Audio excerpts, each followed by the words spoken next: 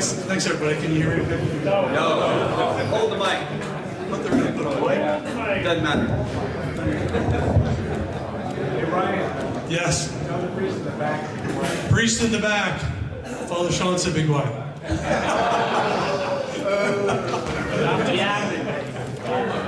Hey, everybody. Thank you. I'm the executive director, newly minted in April. So for 10 years, I was with Covenant Eyes as VP of Covenant Eyes, and somehow I made my way to His Way at Work.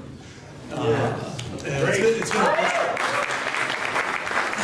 I want to share the story as to why, really quick. Covenant Eyes. You guys can you hear me now? All right. Covenant Eyes for me, when I was working for 10 years, it was probably the best. I worked for Lockheed Martin, the DOE, and lots of different organizations.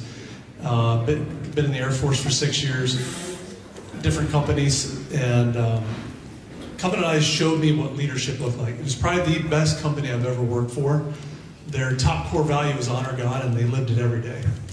And so I got a chance to watch the CEO, the executive team, how they live their core values, how the company honors God in all their decisions. And just marinating in that over 10 years was like, wow, every company. Actually, at one point, when we kept deciding benefits and the services we were going to give how we were going to care for our employees, it was like, even the employees were like, when is enough enough? Like it seemed to me like we were saturated in goodness and love and anything you needed, even everybody would donate their PTO as much as they could to people that needed it. We had all sorts of caring. So I really felt like when I met His Way at Work, I've been watching them for lots of years, and I felt like, gosh, we're His Way at Work on steroids at Covenant Eyes. Like this is like the height of it. So I was always motivated to see. I wish other companies could experience this, the love that a company has, and the way that they treat their employees. Even it came out in COVID. I watched our CEO just quietly too. He said, Let's fund all of our vendors. We have the revenue. Let's fund all of our vendors 6 months out.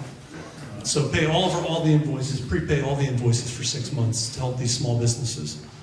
What do you want to do, Jim? That's right.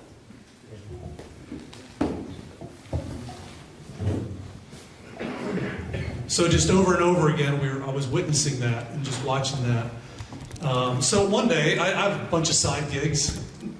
Peter probably doesn't want me to have as many side gigs as I have, but I dabble in different things. I'd help to Hallow and Exodus, and different guys get going. Just loved apostolate. I just love creating apostolates, thinking about them, and discovering just how to do them, how to involve them in the world.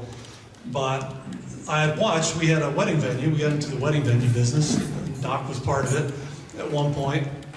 And somebody would ask, why were you in the wedding? I had nothing. I didn't care for brides, except for my own. But we got into a wedding business, a partnership, and we really wanted it because we wanted to do missions there. We wanted to do retreats there. We had beautiful properties, some of the legionaries. We were able to bring the legionaries there every Thanksgiving and different times. So it was just a real blessing for our family. But at one point we brought Focus, and Focus did a private retreat for some of the top, 27 of the top heads of these nonprofits, and I said to myself, some of my friends would like this, so I want to invite 27 guys, but what I want to do is make it more meaningful, and maybe we should add, let's let all these businesses consecrate their companies.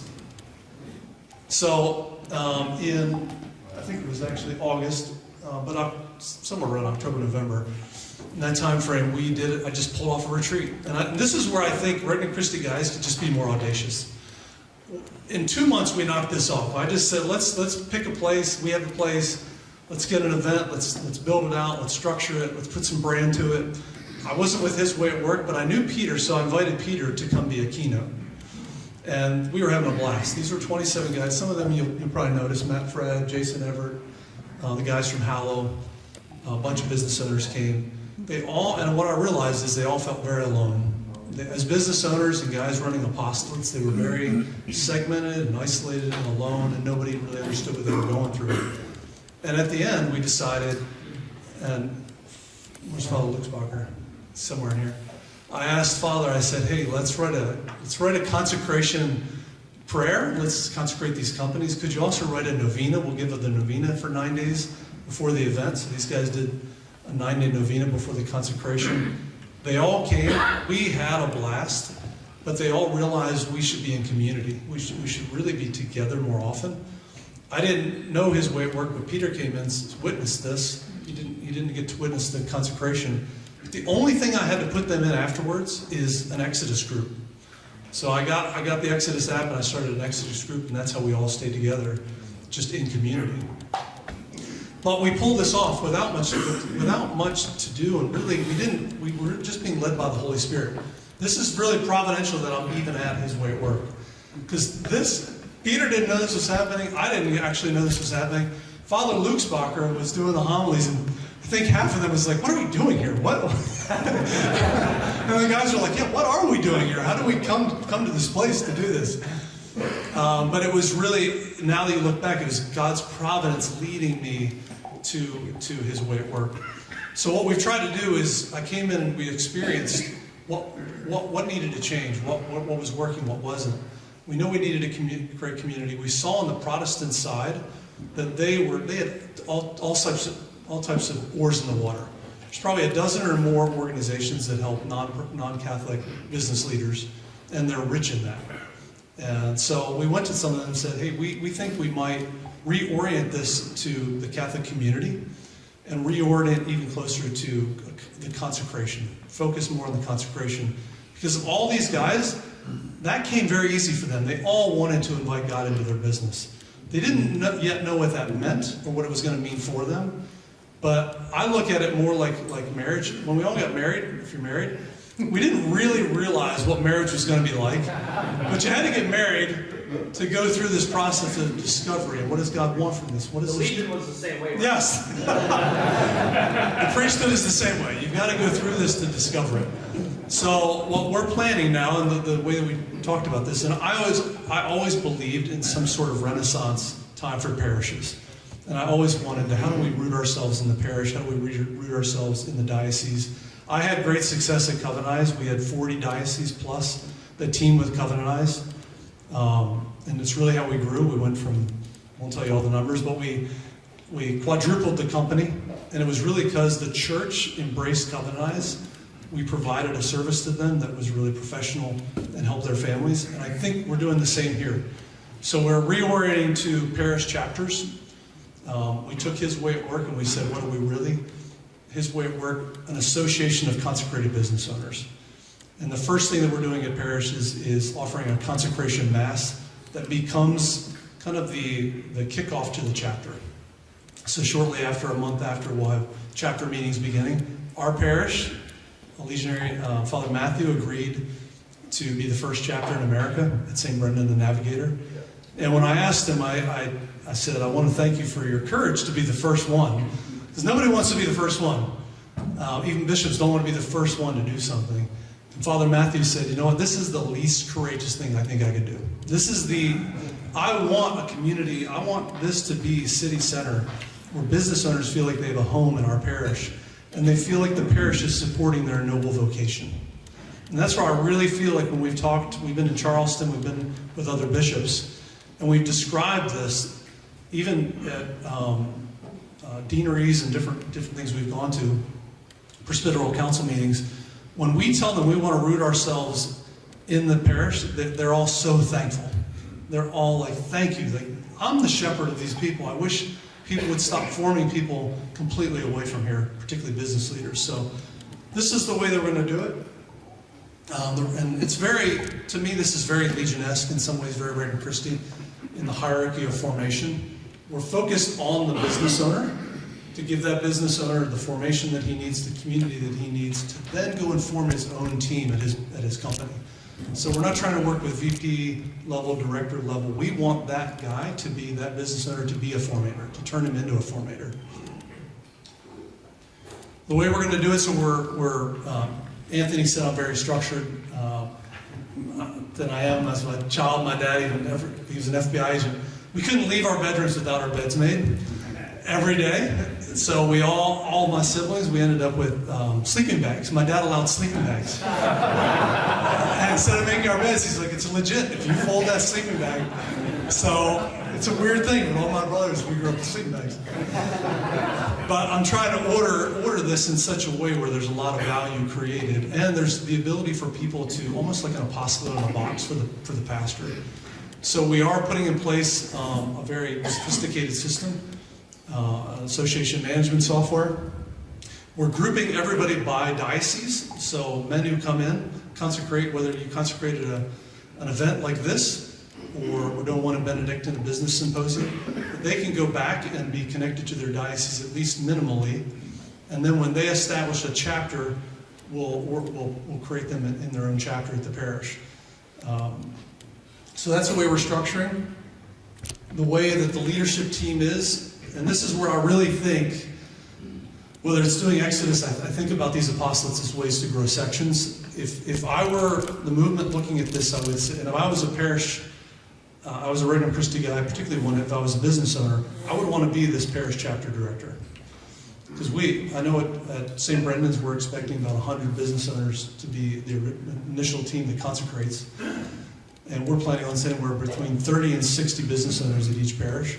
So this would be a great place, I think, for a well-formed man who has his own community supporting him to give back and be a parish director at a chapter director at a parish. So we have the chaplain, the parish director, chapter director, and not on a fire team, but I'm using kind of the same idea that we will create a fire team for this chapter. And that's really just who's going to manage the forums, the small groups that the men are part of. Integration, recruitment, and economy. So very much like in a fire team in a section or a territory. We're taking on the same principles at the parish. The formation elements. So Father John, thanks be to God, and through Father Sean's permission, I wanted to create what I felt like we were missing when we did the initial consecration of the 27 business owners. We didn't, and you see it when we consecrate, we do a lot of things. There isn't the formation about it. So what is the education of what I'm doing and being fully prepared? And then there isn't the community to support me afterwards. So Father John is helping us right now create a beautiful course, an 8-video course that we're going to drip out. If you want to consecrate your business, you watch this course before you consecrate, before you come to the consecration mass. When you see it, it's really beautifully done. I'm so pleased with it. And I'm pleased Father Bartunek lent his time and talents to it. Then they start the chapter meetings, trainings, webinars, all sorts of opportunities for us to also express His Way at Work methodology to this community. And then we'll get into smaller groups that are more akin to something like an encounter team for these business owners. And this is the idea. We're going to use the routine of the Mass, the daily Mass. Once a month, those men will come to the Mass. Then they will do an assessment of their consecration. So where am I with God and with my neighbor? Deepening their identity and who they are first as sons of God. Getting into the consecration assessment, teaching at the heart of the church. Benedictine College has teamed with us and is creating all of our case studies. So the School of Business there is committing even their summers. Dave Geenans has lent his summers to us to write our curriculum during the year. And then finally, what we want to do is start recording business owners who implement His Way at Work and sharing inspirational stories at the end of every chapter meeting. So the guys believe, they're doing this. Peter's doing this. I can do this. It's not, this shouldn't be that foreign. In 5 years, this should feel natural for Catholic business owners. This should be what we do. Should be how we run businesses. Small groups, I'm not going to get into too much, but we're going to start the smaller groups after about 4 or 5 months, letting the chapter settle down, get its members, get structure. So this is going to be interesting. I'm going to tease out something tonight that nobody's really seen about. Part of where we felt like we were, not falling short, but just wasn't expressed to us yet, or we didn't recognize yet that we needed is, we knew the employers, we didn't know the employees. So when I came in and I watched how His Way at Work was being implemented, people do it differently at every company. It's not systematic in the sense of how they operate it. So I wanted to create an operating system, and we're calling that Caring Navigator. So we're actually building, we're going to invest in an application and a mobile app for the employee. And in time, we may know hundreds of employees, but soon we'll know hundreds of thousands of employees. And we'll be able to curate content that employer can say, turn that on, give them a daily reflection, do this. So that's the platform we're getting ready to build. And it's the way that we're structuring. So Peter talked about, we've kind of broken the methodology of this into application, formation, and application. We've been doing application really well. Here's the methodology, here's how you do it in your business. But we didn't have a big enough pipeline of business owners who were formed enough or had an experience enough to say, I'm convinced and convicted that I want to do this. So we're going to build that pipeline through these chapter meetings, and then give them, as they are ready, as they start implementing the methodology, we'll give them Caring Navigator as the love of God and the love of neighbor. Here's how you operate this inside the company. So this is, I'm going to tease out, Peter probably doesn't know I'm doing this. That's okay. But it's committing me now to do it. We had a lovely company, Christian company, that does UX UI design. They take on 2 orphan nonprofits every year and felt sorry for us. They do big DoD contracts, and they said, we want to buy this service and we want to run this in our business, and we want to help you build this application. So they cut us a great deal on this first phase. We're going into phase 2 of the development. But we hope that in May 2025 we roll out Caring Navigator. And it's going to give you access. So if you have a large enough company, it's hard to know like what caring initiatives are there. How do I access these things? How do I get the car fund? A lot of times what we saw in these companies is it was paper and manual and time intensive, or could have been. And a lot of them were very open to the idea of creating systems around doing this, making it easier for their employees. So Caring Navigator is going to have an employee app that's going to look something like this. So how do you see activities? How do you do a helping hand? How do you even, if I caught you caring, this is one of my dreams, like I caught you caring, I took a picture, hashtag Peter Fries and such, caught you caring. That shows up on my app that somebody recognized that I was living out a core value in the company.